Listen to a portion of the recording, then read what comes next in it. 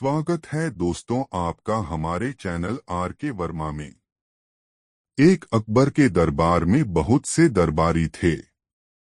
उनमें सुल्तान खां बहुत धूर्त था। जब भी मौका मिलता वह बादशाह के कान भरता रहता। वह हमेशा बीरबल का विरोध करता था, किंतु वह यह भी जानता था कि बादशाह अकबर बीरबल को बहुत ज्यादा चाहते हैं। वह दरबार में अपनी हैसियत मजबूत करना चाहता था। वह चाहता था कि उसके बेटे को दरबार में कोई पद मिल जाए। इसके लिए मौका मिलते ही जहांपनाह से उसकी सिफारिश करूंगा। बीरबल की तेज आंखों से यह बात छिपी हुई न रह सकी। उन्होंने सोचा, मैं हर दिन अपने बेटे को दरबार में ले जाया करूंगा और मौका मिलते ही जहांपनाह से उसकी सिफारिश करूंगा। बीरबल की तेज आंखों से यह बात छिपी हुई न रह सकी। उन्होंने सोचा कि सुल्तान खां अपने शैतान बेटे को अपने साथ लाने लगा है। दरबार में खंजाची का पद खाली है। वह इस पर अपने बेटे को नियुक्त कराना चाहता है। एक बार की बात है, दरबार लगा हुआ था। तभी अकबर ने देखा कि सब लोग आ गए हैं। बीरबल अभी तक दरबार में नहीं आए हैं। उन्होंने पूछा, बीरबल कहाँ है? उनके पास खड़े हुए सेवक ने बताया, वे अभी तशरीफ नहीं लाए जहांपना। अकबर के चेहरे पर थोड़ी नाराजी दिखाई दी। सुल्तान खां ने बादशाह की ओर देखा और मन ही मन खुश हुआ। उसने अपने बेटे से कहा, बादशाह सलामत बीरबल से नाराज लग रहे हैं।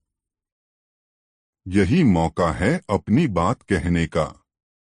वह अपनी जगह से उठा और बादशाह से निवेदन किया, जहांपना, आजकल बीरबल दरबार के प्रति लापरवाह हो गए हैं।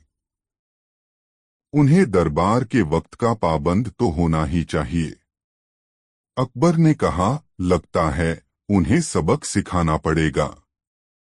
सुल्तान खां ने उनकी हाँ में हाँ मिलाई और बोला, जी जहांपना। इस पर अकबर ने सुल्तान खां से कहा, सुल्तान खां तुम ही कोई तरीका बताओ। सुल्तान खां बोला, जी, आज आप उनकी कोई बात नहीं सुनिएगा। वे कुछ भी कहें उसका एक ही जवाब दीजिएगा, नहीं। बादशाह अकबर ने उसकी बात का समर्थन करते हुए कहा, ठीक है। उनकी हर बात के जवाब में मैं नहीं कहूंगा। अकबर ने मन में सोचा, यह बीरबल को फंसाने की नई चाल है। देखते हैं कि इस बार बीरबल अपना बचाव किस प्रकार करते हैं। कुछ देर बाद बीरबल, तुम्हें देर कैसे हो गई? बीरबल ने उत्तर दिया, जहांपना, मेरी पत्नी की तबीयत ठीक नहीं थी, इसलिए। अकबर बोले, हमें तुम्हारी बात का यकीन नहीं है। बीरबल समझ गए कि इसमें जरूर सुल्तान खां की कोई चाल है। फिर भी उन्होंने कहा, मैं सच कह रहा हूं, जहांपना। मैं माफी चाहता हूं। नहीं, माफी नहीं मिलेगी। अकबर ने सीधा सा उत्तर दिया। ठीक है जहांपना, तो फिर राजकाज के मामले निपटाए जाएं। बीरबल ने निवेदन किया। इस पर अकबर ने फिर नहीं में उत्तर दिया। बीरबल समझ गया कि आज बादशाह हर बात पर नहीं कहेंगे। उन्होंने पुनः निवेदन किया, तो फिर मुझे घर जाने की आज्ञा दी जाए। किंतु अकबर ने फिर कहा, नहीं, हरगिज नहीं। बीरबल ने देखा कि सुल्तान खां के चेहरे पर मुस्कान है। वह अपने बेटे से धीरे धीरे कुछ वह कह रहा था। तभी बीरबल को एक नई युक्ति सूझी। उन्होंने निवेदन किया, जहांपनाह, आपसे एक प्रार्थना है, सुल्तान खां के बेटे को नया खजांची नियुक्त कर दें। बादशाह अकबर तो आज नहीं कहने का मन बना चुके थे। उन्होंने जोर देकर कहा, नहीं बीरबल नहीं। बीरबल ने झुककर आदाब किया और बोले, आपकी जैसी मर्जी जहांपना। अकबर समझ गए कि बीरबल ने सुल्तान खां के तीर से ही सुल्तान खां को घायल कर दिया है। उनके चेहरे पर मुस्कुराहट आ गई। दूसरे दिन दरबार में बीरबल ने देखा कि सुल्तान खां और उसका बेटा दोनों अनुपस्थित थे। वह मन ही मन बोले, चलो उस धूर्त से छुटकारा मिला। दोस्तों, इस वीडियो को लाइक जरूर कर दें। एक बार अकबर के दरबार में लंका नरेश का दूत आया। उसने बादशाह से अनोखी प्रार्थना की, जहां पनाह, आपके दरबार में एक से एक ज्यादा अक्लमंद मौजूद हैं। हमारे नरेश ने आपके दरबार से घड़ा भरकर अक्ल लाने के लिए भेजा है। दरबारियों में तरह तरह की चर्चाएं होने लगीं। किसी ने कहा, कितनी बेतुकी मांग है। कोई बोला, लंका हमें नीचा दिखाना चाहते हैं। किसी ने कहा, इस गुत्थी को कोई भी नहीं सुलझा सकता, बीरबल भी नहीं। बादशाह अकबर ने बीरबल की ओर देखा। बीरबल समझ गए कि बादशाह क्या कहना चाहते हैं। उन्होंने कहा, जहां पनाह, हम आसानी से अक्ल का इंतजाम कर सकते हैं, लेकिन कुछ समय लगेगा। शायद 2-3 हफ्ते लग जाएंगे। दूत ने कहा, मैं इंतजार करने को तैयार हूं। बादशाह बोले, बीरबल, हमें यकीन है कि तुम सोच समझकर कदम उठाओगे।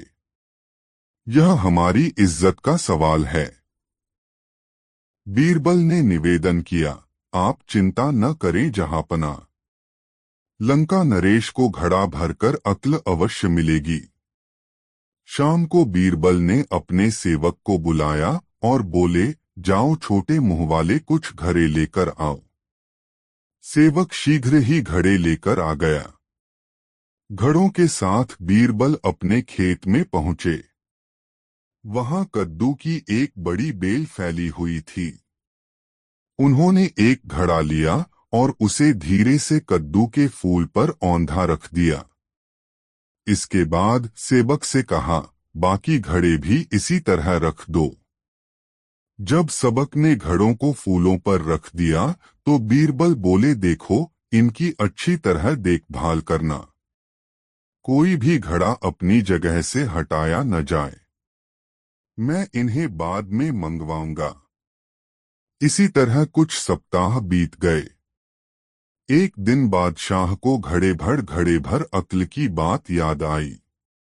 उन्होंने बीरबल से पूछा, कही बीरबल, कुछ बात बनी? बीरबल ने कहा, जहांपनाह, बस 2 सप्ताह में घड़ा अक्ल से भर जाएगा।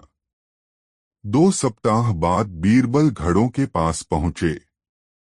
उन्होंने देखा घड़े के अंदर कद्दू घड़े के बराबर बड़े हो गए हैं।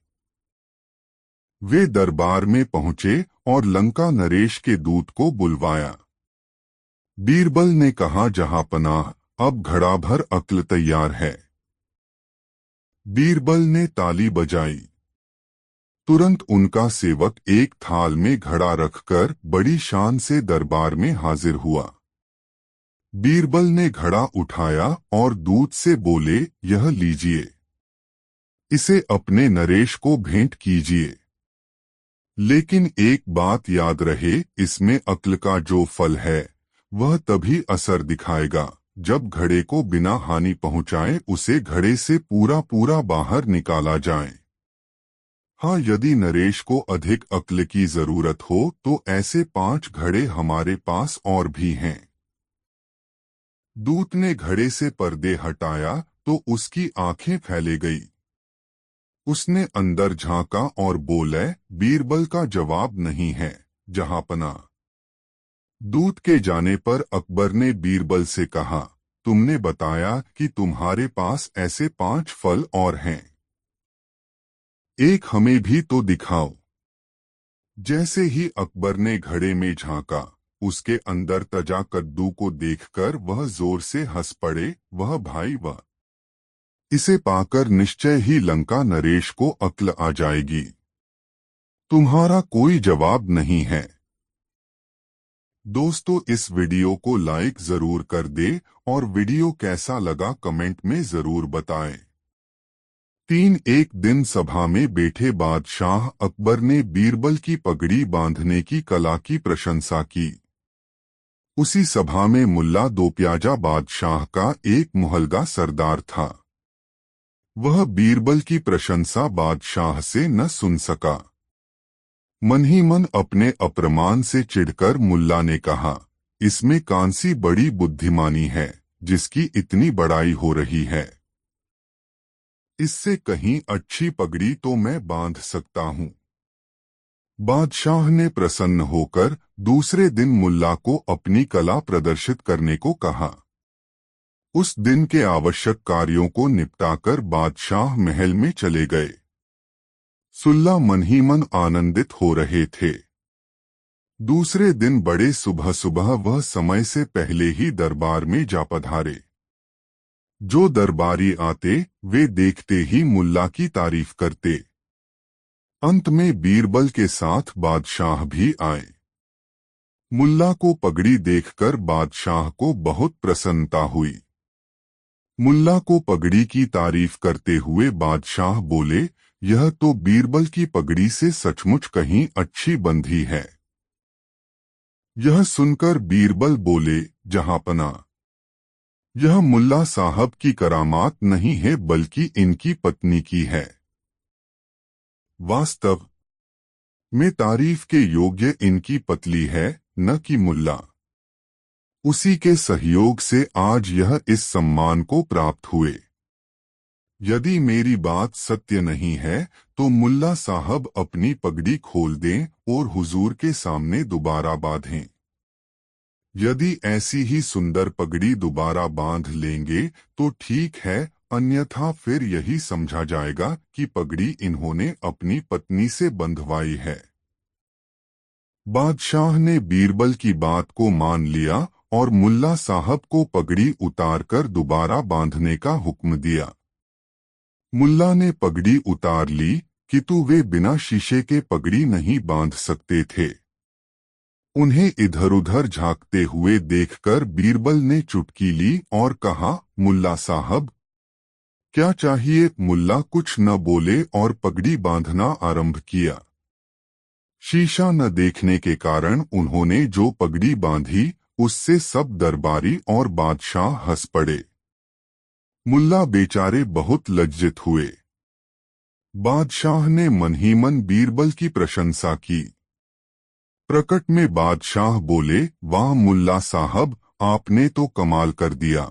जो काम आप स्वयं नहीं कर सकते वह अपनी पतली से कठरवाते हैं। एक दिन बादशाह अकबर ने दरबार में आते ही दरबारियों से पूछा, किसी ने आज मेरी मूछें नोचने की जुर्रत की, उसे क्या सजा दी जानी चाहिए। दरबारियों में से किसी ने कहा उसे सूली पर लटका देना चाहिए, किसी ने कहा उसे फांसी दे देनी चाहिए, किसी ने कहा उसका गर्दन धड़ से तत्काल उड़ा देना चाहिए। बादशाह नाराज हुए। अंत में उन्होंने बीरबल से पूछा, बीरबल तुमने कोई राय नहीं दी। जहां पनाह, खता माफ हो, इस गुनहगार को तो सजा के बजाय उपहार देना चाहिए, बीरबल ने जवाब दिया। बादशाह हौले से मुस्कराए और बोले, क्या मतलब।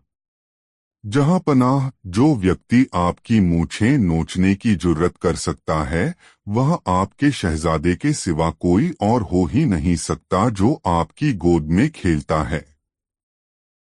गोद में खेलते खेलते उसने आज आपकी मूछें नोच ली होंगी। उस मासूम को उसकी इस जुर्रत के बदले मिठाई खाने की मासूम सजा दी जानी चाहिए, बीरबल ने खुलासा किया। बादशाह ने ठहाका लगाया और दरबारी बगले झांकने लगे। दोस्तों, वीडियो को लाइक जरूर कर दे। एक बार एक व्यापारी अपने किसी काम से कुछ दिनों के लिए प्रदेश से दूर गया हुआ था। जब वह अपना काम खत्म करके घर पहुंचा तो देखता है कि उसकी पूरी तिजोरी खाली है। उसकी मेहनत की सारी कमाई चोरी हो चुकी है। व्यापारी घबरा गया और उसने अपने घर के सारे नौकरों को बुलाया। व्यापारी के घर में कुल 5 नौकर थे। व्यापारी की एक आवाज पर सारे नौकर उसके सामने आकर खड़े हो गए।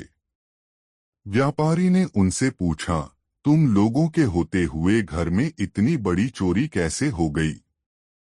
जब चोर आकर मेरी पूरी तिजोरी साफ कर गया, उस समय कहाँ थे सब के सब? एक नौकर ने जवाब दिया, हमें नहीं पता ये चोरी कब हुई मालिक।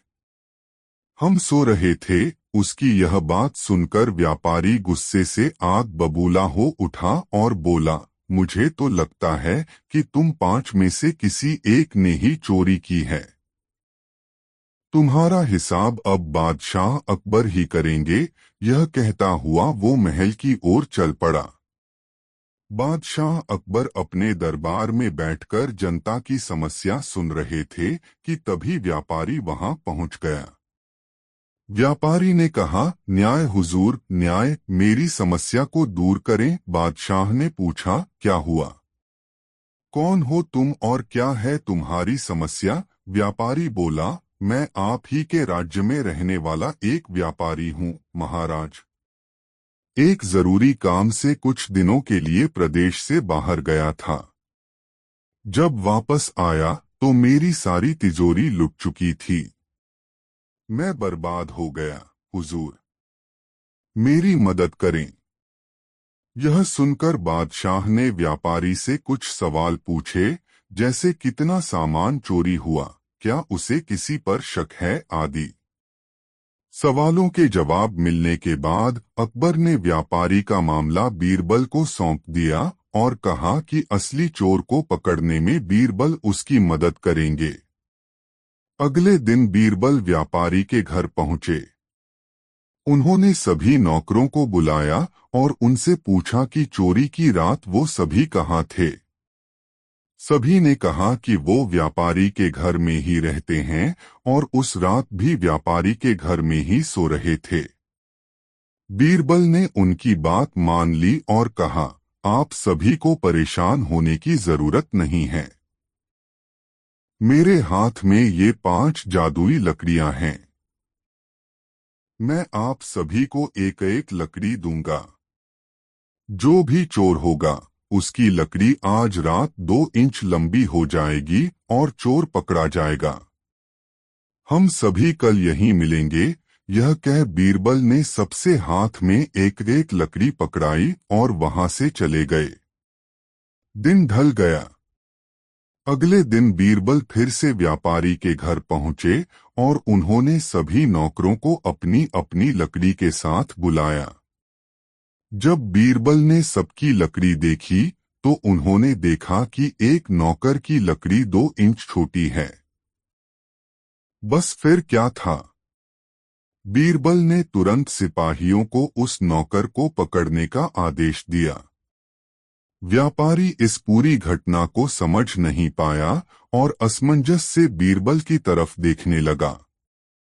बीरबल ने व्यापारी को समझाया कि कोई लकड़ी जादुई नहीं थी, लेकिन चोर को इस बात का डर था कि उसकी लकड़ी 2 इंच बड़ी हो जाएगी और इस डर से उसने अपनी लकड़ी को 2 इंच काट दिया और वह पकड़ा गया।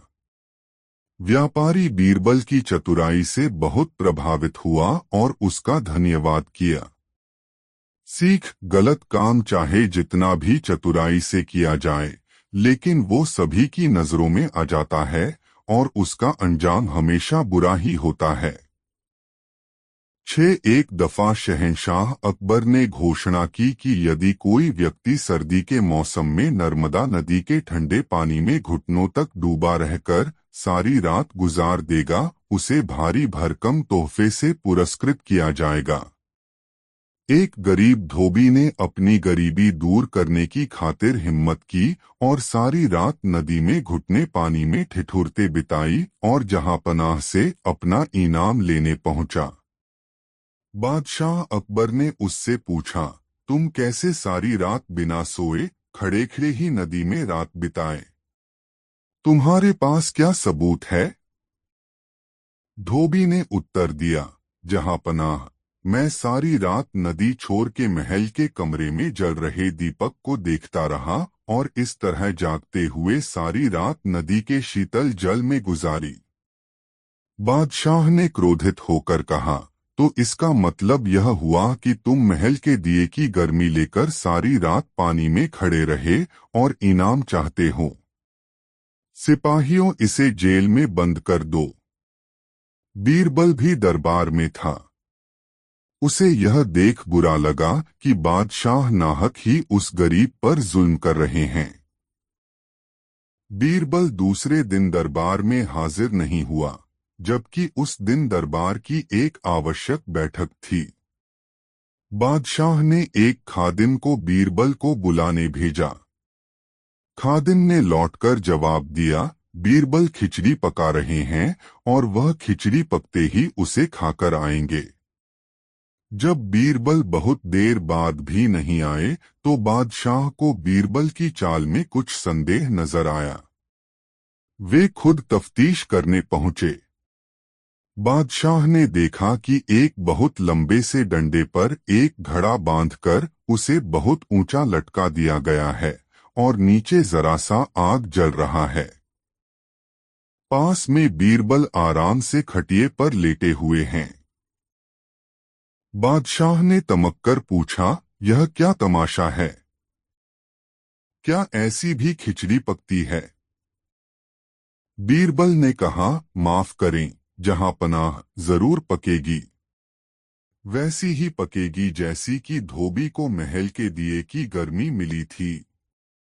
बादशाह को बात समझ में आ गई। उन्होंने बीरबल को गले लगाया और धोबी को रिहा करने और उसे इनाम देने का हुक्म दिया। दोस्तों, वीडियो को लाइक जरूर कर दें और कमेंट में बताएं कहानी कैसी लगी। 3 अकबर को शिकार का बहुत शौक था। वे किसी भी तरह शिकार के लिए समय निकल ही लेते थे। बाद में वे अपने समय के बहुत ही अच्छे घुड़सवार और शिकारी भी कहलाए। एक बार राजा अकबर शिकार के लिए निकले। घोड़े पर सरपट दौड़ते हुए उन्हें पता ही नहीं चला और केवल कुछ सिपाहियों को छोड़कर बाकी सेना पीछे रह गई। शाम घिर आई थी। सभी भूखे और प्यासे थे और समझ गए थे कि वो रास्ता भटक गए हैं। राजा को समझ नहीं आ रहा था कि वह किस तरफ जाएं। कुछ दूर जाने पर उन्हें एक तिराहा नजर आया। राजा बहुत खुश हुए, चलो अब तो किसी तरह वे अपनी राजधानी पहुंच ही जाएंगे। लेकिन जाएं तो जाएं किस तरफ? राजा उलझन में थे। वे सभी सोच में थे किंतु कोई युक्ति नहीं सूझ रही थी। तभी उन्होंने देखा कि एक लड़का उन्हें सड़क के किनारे खड़ा खड़ा घूर रहा है। सैनिकों ने यह देखा तो उसे पकड़कर राजा के सामने पेश किया। राजा ने कड़कती आवाज में पूछा, ऐ लड़के, आगरा के लिए कौन सी सड़क जाती है? लड़का मुस्कुराया और कहा, जनाब, ये सड़क चल नहीं सकती तो ये आगरा कैसे जाएगी? महाराज, जाना तो आपको ही पड़ेगा। और यह कहकर वह खिलखिलाकर हंस पड़ा। सभी सैनिक मौन खड़े थे। वे राजा के गुस्से से वाकिफ थे। लड़का फिर बोला, जनाब, लोग चलते हैं, रास्ते नहीं। यह सुनकर इस बार राजा मुस्कुराया और कहा, नहीं, तुम ठीक कह रहे हो। तुम्हारा नाम क्या है? अकबर ने पूछा। मेरा नाम महेश दास है महाराज, लड़के ने उत्तर दिया। और आप कौन हैं? अकबर ने अपनी अंगूठी निकालकर महेश दास को देते हुए कहा, तुम महाराजा अकबर हिंदुस्तान के सम्राट से बात कर रहे हो। मुझे निडर लोग पसंद हैं। तुम मेरे दरबार में आना और मुझे ये अंगूठी दिखाना। ये अंगूठी देखकर मैं तुम्हें पहचान लूंगा। अब तुम मुझे बताओ कि मैं किस रास्ते पर चलूं ताकि मैं आगरा पहुंच जाऊं। महेश दास ने सिर झुकाकर आगरा का रास्ता बताया और जाते हुए हिंदुस्तान के सम्राट को देखता रहा। इस तरह अकबर भविष्य के बीरबल से मिले। दोस्तों, वीडियो कैसा लगा कमेंट में जरूर बताएं। 4 एक बार अकबर ने भरे दरबार में अपने दरबारियों से पूछा, बताओ किस नदी का पानी सबसे अच्छा है। सभी दरबारियों ने एक मत से उत्तर दिया, गंगा का पानी सबसे अच्छा होता है। लेकिन बादशाह के प्रश्न का उत्तर बीरबल ने नहीं दिया। उसे मौन देखकर बादशाह बोले, बीरबल तुम चुप क्यों हो। बीरबल बोले, बादशाह हुजूर पानी सबसे अच्छा यमुना नदी का होता है। बीरबल का यह उत्तर सुनकर बादशाह को बड़ी हैरानी हुई और बोले, तुमने ऐसा किस आधार पर कहा है, जबकि तुम्हारे धर्म ग्रंथों में गंगा नदी के पानी को सबसे शुद्ध व पवित्र बताया गया है और तुम कह रहे हो कि यमुना नदी का पानी सबसे अच्छा होता है। बीरबल ने कहा, हुजूर मैं भला पानी की तुलना अमृत के साथ कैसे कर सकता हूँ। गंगा में बहने वाला पानी केवल पानी नहीं बल्कि अमृत है, इसीलिए मैंने कहा था कि पानी यमुना का सबसे अच्छा है। बादशाह और सभी दरबारी निरुत्तर हो गए और उन्हें मानना पड़ा कि बीरबल सही कह रहे हैं। 4 बीरबल एक ईमानदार तथा धर्मप्रिय व्यक्ति था। वह प्रतिदिन ईश्वर की आराधना बिना नागा किया करता था। इससे उसे नैतिक व मानसिक बल प्राप्त होता था। वह अक्सर कहा करता था कि ईश्वर जो कुछ भी करता है मनुष्य के भले के लिए ही करता है। कभी कभी हमें ऐसा लगता है कि ईश्वर हम पर कृपा दृष्टि नहीं रखता, लेकिन ऐसा होता नहीं। कभी कभी तो उसके वरदान को भी लोग शाप समझने की भूल कर बैठते हैं। वह हमको थोड़ी पीड़ा इसलिए देता है ताकि बड़ी पीड़ा से बच सकें।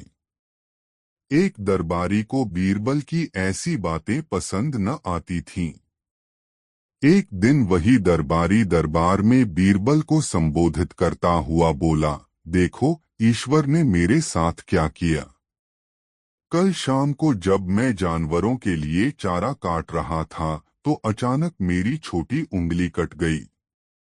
क्या अब भी तुम यही कहोगे कि ईश्वर ने मेरे लिए यह अच्छा किया है। कुछ देर चुप रहने के बाद बोला बीरबल, मेरा अब भी यही विश्वास है क्योंकि ईश्वर जो कुछ भी करता है मनुष्य के भले के लिए ही करता है। सुनकर वह दरबारी नाराज हो गया कि मेरी तो उंगली कट गई और बीरबल को इसमें भी अच्छाई नजर आ रही है। मेरी पीड़ा तो जैसे कुछ भी नहीं। कुछ अन्य दरबारियों ने भी उसके सुर में सुर मिलाया।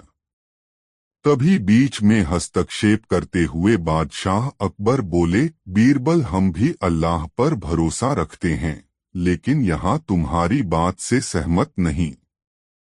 इस दरबारी के मामले में ऐसी कोई बात नहीं दिखाई देती जिसके लिए उसकी तारीफ की जाए। बीरबल मुस्कुराता हुआ बोला, ठीक है जहां पनाह, समय ही बताएगा। अब 3 महीने बीत चुके थे। वह दरबारी जिसकी उंगली कट गई थी घने जंगल में शिकार खेलने निकला हुआ था। एक हिरन का पीछा करते वह भटककर आदिवासियों के हाथों में जा पड़ा। वे आदिवासी अपने देवता को प्रसन्न करने के लिए मानव बलि में विश्वास रखते थे। आठ वे उस दरबारी को पकड़कर मंदिर में ले गए बलि चढ़ाने के लिए। लेकिन जब पुजारी ने उसके शरीर का निरीक्षण किया तो हाथ की एक उंगली कम पाई। नहीं, इस आदमी की बलि नहीं दी जा सकती। मंदिर का पुजारी बोला, यदि 9 उंगलियों वाले इस आदमी को बलि चढ़ा दिया गया तो हमारे देवता बजाय प्रसन्न होने के क्रोधित हो जाएंगे। अधूरी बलि उन्हें पसंद नहीं। हमें महामारियों, बाढ़ या सूखे का प्रकोप झेलना पड़ सकता है, इसलिए इसे छोड़ देना ही ठीक होगा। और उस दरबारी को मुक्त कर दिया गया। अगले दिन वह दरबारी दरबार में बीरबल के पास आकर रोने लगा। तभी बादशाह भी दरबार में आ पहुंचे और उस दरबारी को बीरबल के सामने रोता देखकर हैरान रह गए। तुम्हें क्या हुआ, रो क्यों रहे हो? अकबर ने सवाल किया। जवाब में उस दरबारी ने अपनी आप बीती विस्तार से कह सुनाई। वह बोला, अब मुझे विश्वास हो गया है कि ईश्वर जो कुछ भी करता है मनुष्य के भले के लिए ही करता है। यदि मेरी उंगली न कटी होती तो निश्चित ही आदिवासी मेरी बलि चढ़ा देते। इसीलिए मैं रो रहा हूं, लेकिन ये आंसू खुशी के हैं। मैं खुश हूं क्योंकि मैं जिंदा हूं।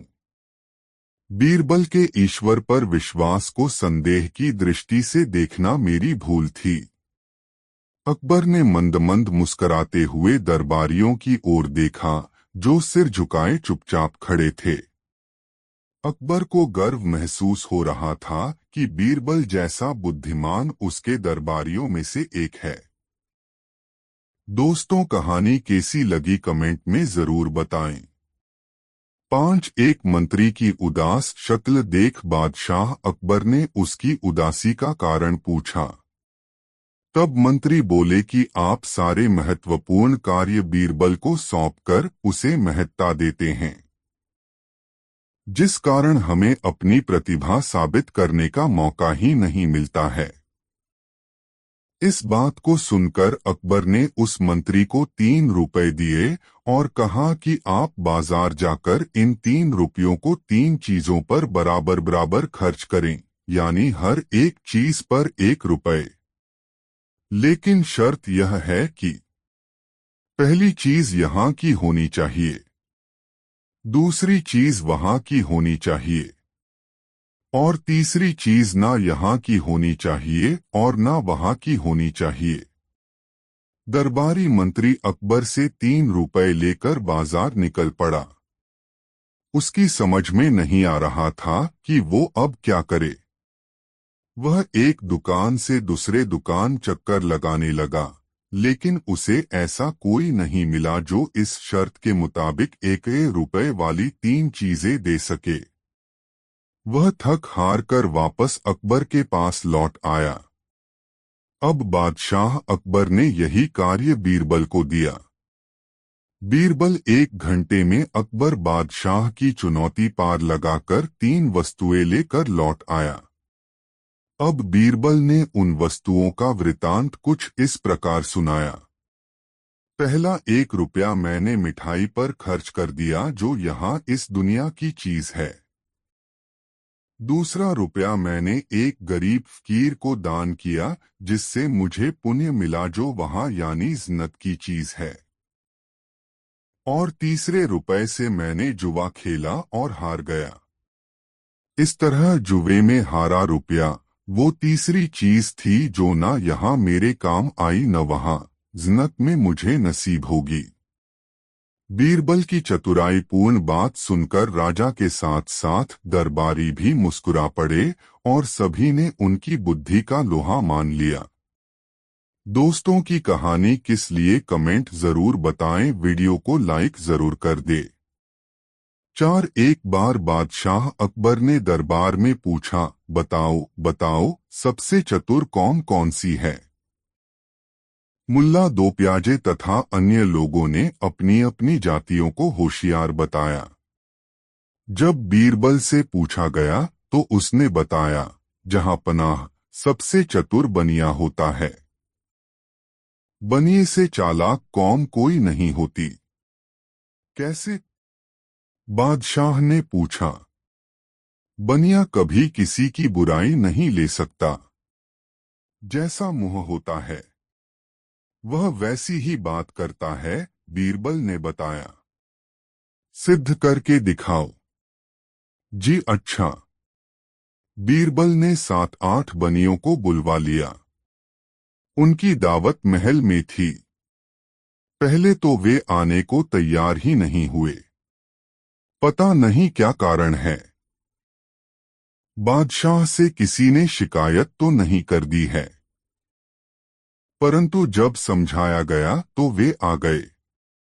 वैसे भी बादशाह के हुक्म पर आना तो पड़ता ही। जब वे महल में पहुंचे तो उनके चेहरों पर हवाइयां उड़ने लगीं।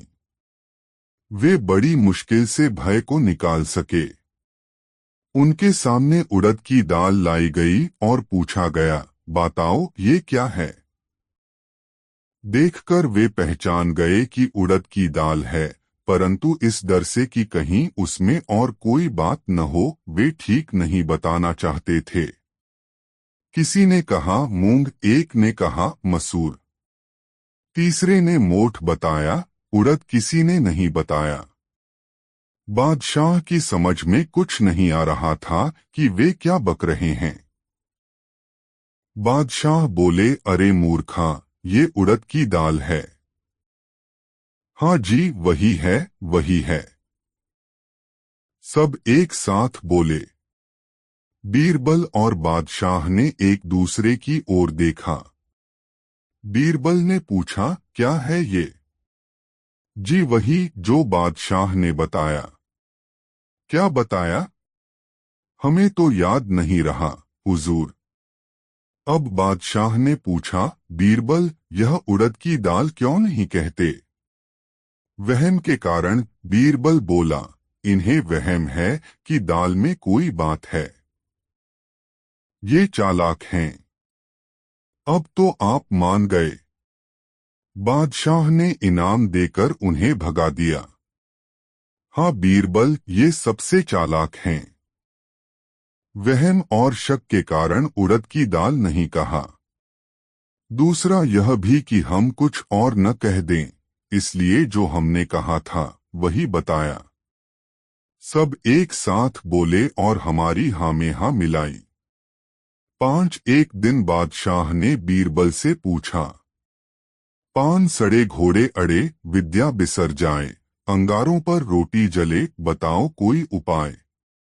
अर्थात पान क्यों सड़ता है, घोड़ा क्यों अड़ता है, विद्या कैसे लोप हो जाती है, अंगारे पर रोटी क्यों जलती है। इसका उत्तर सिर्फ 3 शब्दों में बताओ। बीरबल ने तुरंत उत्तर दिया, फेरा नहीं था बादशाह, साफ साफ बताओ। बीरबल बोले, जहांपना, पान न फेरने से सड़ जाता है, घोड़ा फेरे बिना अड़ियल हो जाता है, बिना दोहराए विद्या लोप हो जाती है, अंगारों पर फेरे बिना रोटी जलकर राख हो जाती है।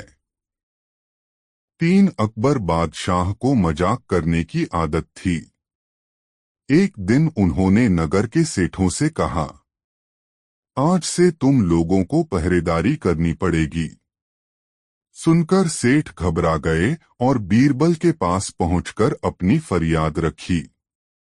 बीरबल ने उन्हें हिम्मत बंधाई। तुम सब अपनी पगड़ियों को पैर में और पायजामों को सिर पर लपेटकर रात्रि के समय में नगर में चिल्ला चिल्लाकर कहते फिरो, अब तो आन पड़ी है। उधर बादशाह भी भेष बदलकर नगर में गश्त लगाने निकले। सेठों का यह निराला स्वांग देखकर बादशाह पहले तो हंसे, फिर बोले, यह सब क्या है? सेठों के मुखिया ने कहा, जहांपनाह, हम सेठ जन्म से गुड़ और तेल बेचने का काम सीख कर आए हैं, भला पहरेदीर क्या कर पाएंगे? अगर इतना ही जानते होते तो लोग हमें बनिया कहकर क्यों पुकारते? बादशाह अकबर बीरबल की चाल समझ गए और अपना हुक्म वापस ले लिया। दोस्तों, इस वीडियो को लाइक जरूर कर दे। 1 दिन बीरबल बाग में टहलते हुए सुबह की ताजा हवा का आनंद ले रहा था कि अचानक एक आदमी उसके पास आकर बोला, क्या तुम मुझे बता सकते हो कि बीरबल कहाँ मिलेगा? बाग में, बीरबल बोला। वह आदमी थोड़ा सकपकाया लेकिन फिर संभल कर बोला, वह कहाँ रहता है? अपने घर में, बीरबल ने उत्तर दिया। हैरान परेशान आदमी ने फिर पूछा, तुम मुझे उसका पूरा पता ठिकाना क्यों नहीं बता देते? क्योंकि तुमने पूछा ही नहीं, बीरबल ने ऊंचे स्वर में कहा। क्या तुम नहीं जानते कि मैं क्या पूछना चाहता हूँ? उस आदमी ने फिर सवाल किया। नहीं, बीरबल का जवाब था। वह आदमी कुछ देर के लिए चुप हो गया। बीरबल का टहलना जारी था। उस आदमी ने सोचा कि मुझे इससे यह पूछना चाहिए कि क्या तुम बीरबल को जानते हो? वह फिर बीरबल के पास जा पहुंचा, बोला, बस मुझे केवल इतना बता दो कि क्या तुम बीरबल को जानते हो? हाँ, मैं जानता हूँ, जवाब मिला। तुम्हारा क्या नाम है? आदमी ने पूछा। बीरबल, बीरबल ने उत्तर दिया। अब वह आदमी भौंचक्का रह गया।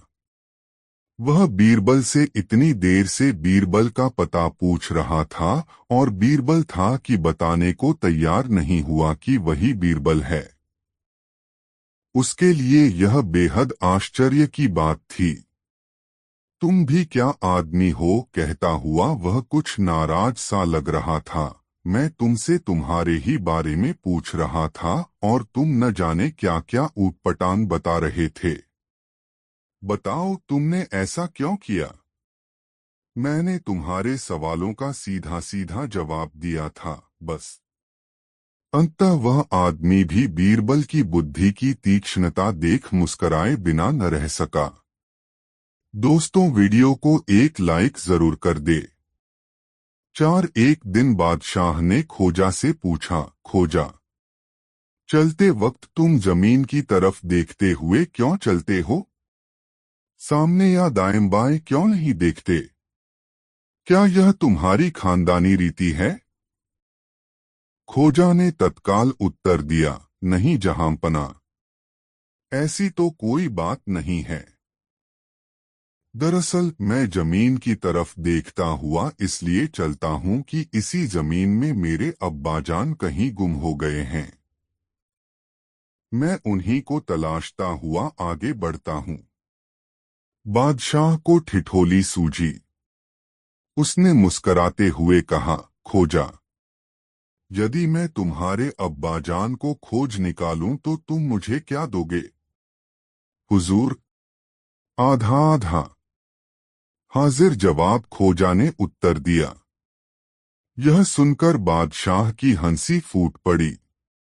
वह खोजा की हाजिर जवाबी का लोहा मान गया। दोस्तों, वीडियो कैसा लगा कमेंट में जरूर बताएं।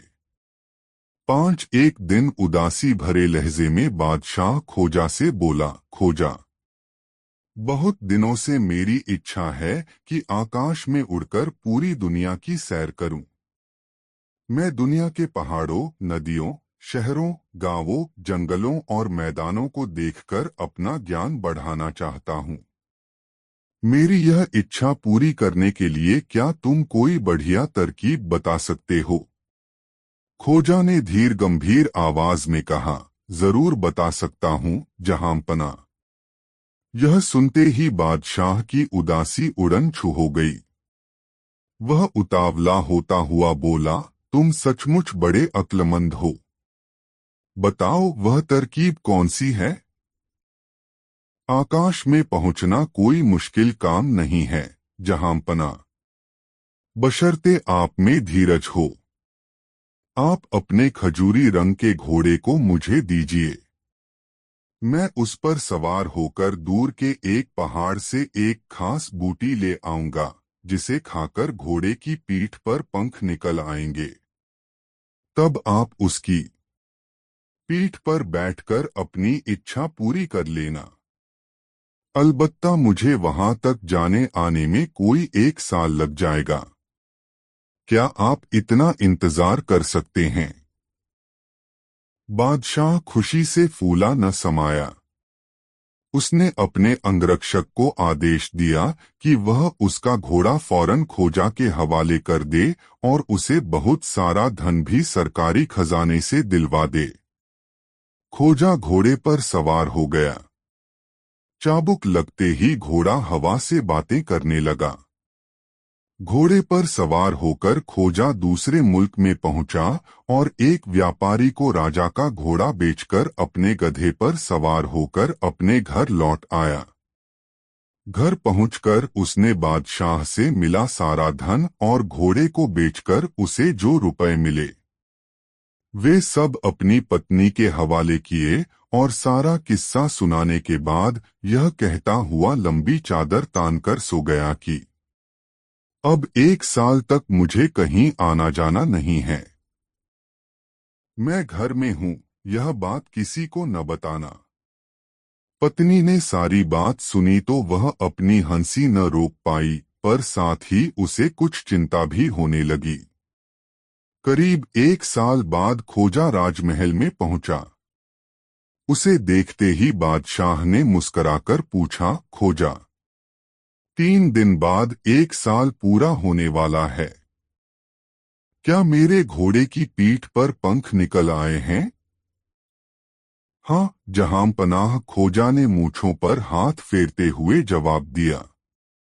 खुशी से उछलते हुए बादशाह बोला, तुमने सचमुच कमाल कर दिया खोजा। पर तुम घोड़े को साथ क्यों नहीं लाए? खोजा ने दुखी होने का स्वांग रचाते हुए बताया, मैं उसे साथ ला रहा था जहांपना, मगर वह रास्ते में पंख फड़फड़ाता हुआ उड़ गया। यह सुनते ही बादशाह को भारी सदमा पहुंचा और वह बेहोश होकर जमीन पर गिर पड़ा। दोस्तों, वीडियो को लाइक जरूर कर दे। 4 अकबर बीरबल और जादुई गधे की कहानी। एक समय की बात है, बादशाह अकबर ने अपने बेगम के जन्मदिन के लिए बहुत ही खूबसूरत और बेशकीमती हार बनवाया था। जब जन्मदिन आया तो बादशाह अकबर ने वह हार अपनी बेगम को तोहफे में दे दिया, जो उनकी बेगम को बहुत पसंद आया। अगली रात बेगम साहिबा ने वह हार गले से उतारकर एक संदूक में रख दिया। जब इस बात को कई दिन गुजर गए तो एक दिन बेगम साहिबा ने हार पहनने के लिए संदूक खोला, लेकिन हार कहीं नहीं मिला। इससे वह बहुत उदास हो गईं और इस बारे में बादशाह अकबर को बताया। इस बारे में पता चलते ही बादशाह अकबर ने अपने सैनिकों को हार ढूंढने का आदेश दिया, लेकिन हार कहीं नहीं मिला। इससे अकबर को यकीन हो गया कि बेगम का हार चोरी हो गया है। फिर अकबर ने बीरबल को महल में आने के लिए बुलावा भेजा।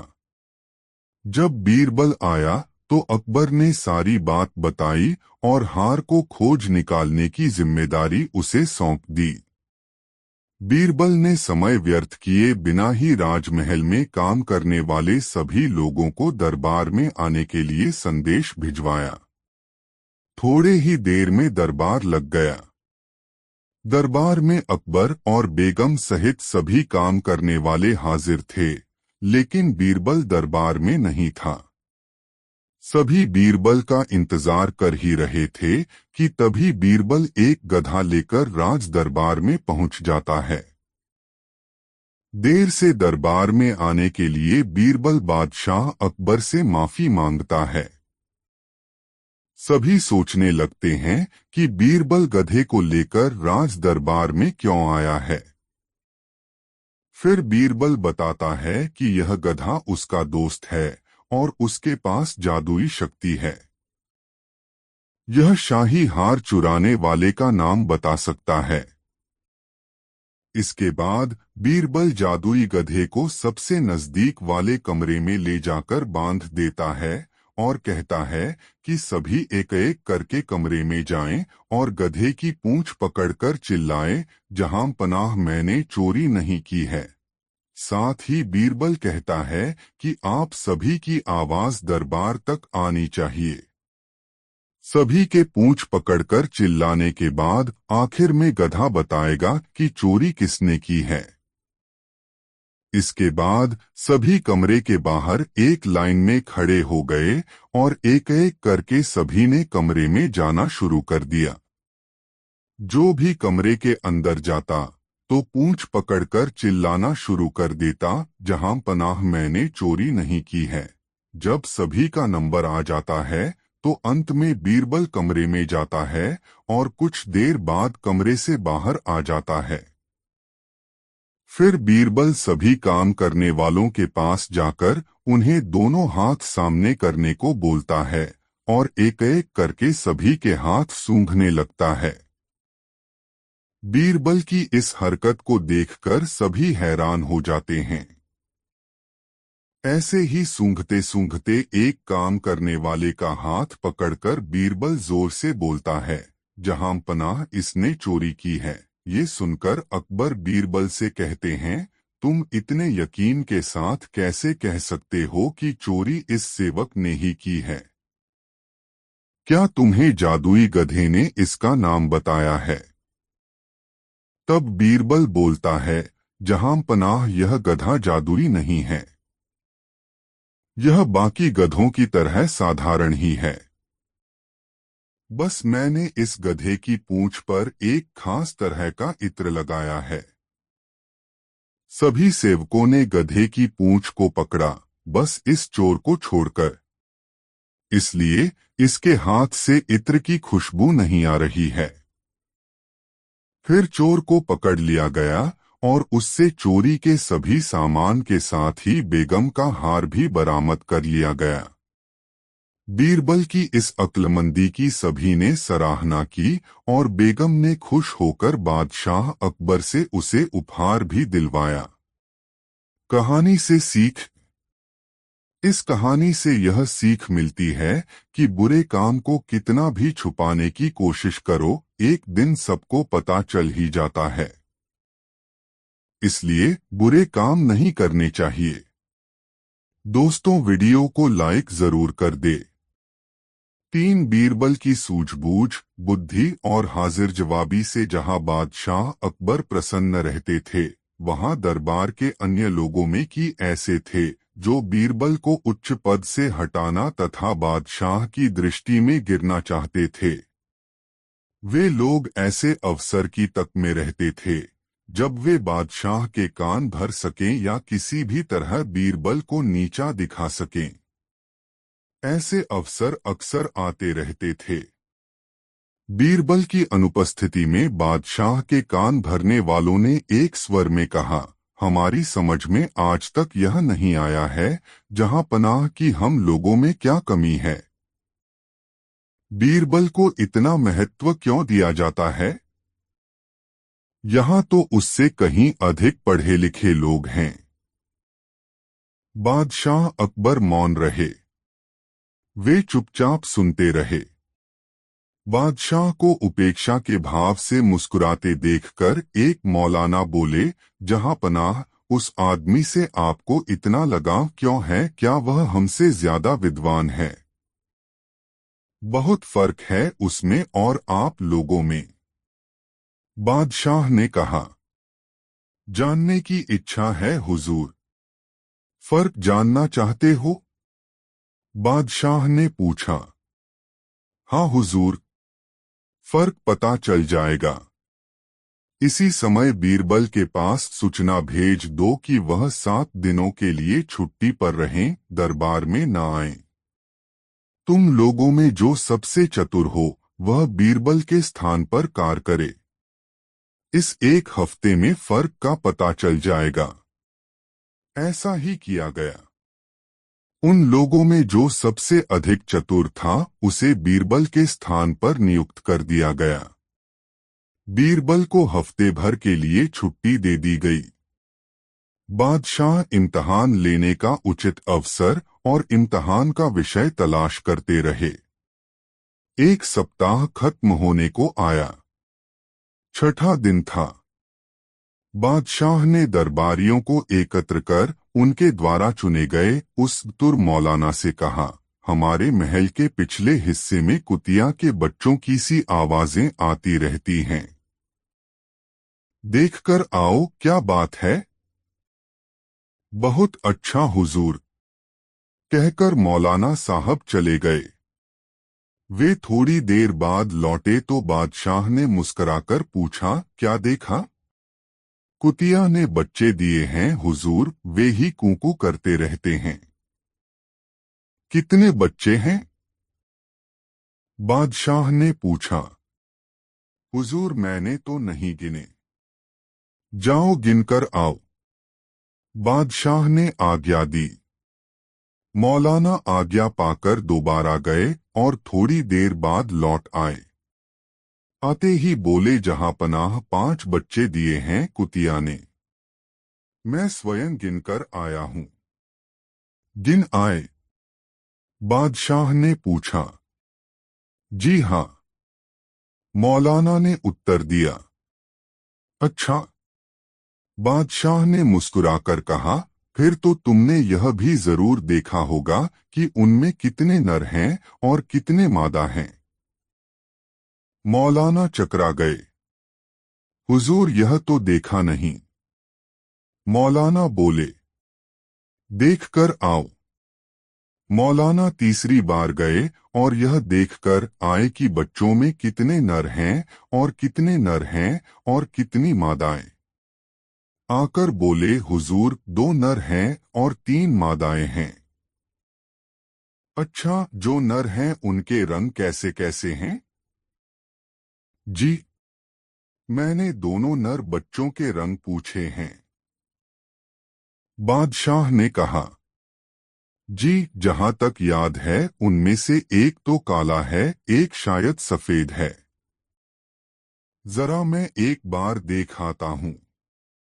और मौलाना चौथी बार गए। आकर बताया कि एक नर काला सफेद है और दूसरा बादामी। मादाओं में से 2 काली और एक बादामी है। बैठ जाइए, बादशाह ने कहा। मौलाना बैठ गए। अब बीरबल को यहाँ बुलवाया जाए। बीरबल ने आते ही कहा, हुजूर अभी तो 1 दिन और बाकी है, मैं परसों अपने आप ही आ जाता। जरूरी काम है, इसलिए बुलवाया है। बादशाह बोले, सेवा बताएं। बीरबल ने पूछा। हमारे महल के पिछले भाग में अजीब सी आवाजें आती हैं, जैसे कभी कुतिया भौंकने की, कभी कुतिया के बच्चों के कूकू करने की, तो कभी गुर्राने की। देखकर आओ, माजरा क्या है, जरा जल्दी लौटना। अच्छा जहांपना। बीरबल चले गए। बीरबल जब लौटे तो बादशाह ने प्रश्न किया, क्या बात है? कुतिया ब्याई है जहांपना। उसी के बच्चे कूकू करते हैं। कुतिया गुर्राती या भौंकती रही होगी रात को, कोई बात नहीं है। वहां कितने बच्चे हैं? 5 बच्चे हैं। उनमें नरमादा कितने हैं? 2 नर 3 मादाएं। रंग किस प्रकार का है? एक नर काला सफेद, दूसरा बादामी। मादाएं 2 काली और एक बादामी है। बीरबल का उत्तर सुनकर बादशाह प्रसन्न हो गए। उन्हें इस बात पर गर्व था कि एक बुद्धिमान व्यक्ति उनके साथ रहता है। अपनी प्रसन्नता दबाए हुए वे बोले, तुम लोग समझ गए होगे कि तुम में और बीरबल में क्या फर्क है। क्यों मौलाना?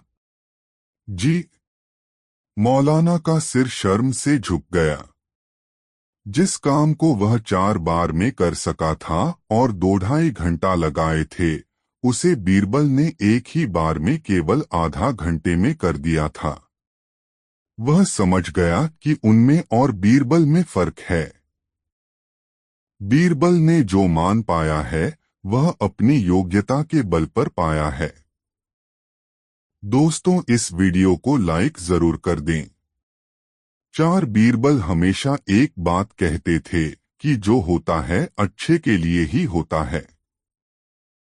बादशाह अकबर उसकी इस बात को हमेशा गलत ठहराते थे।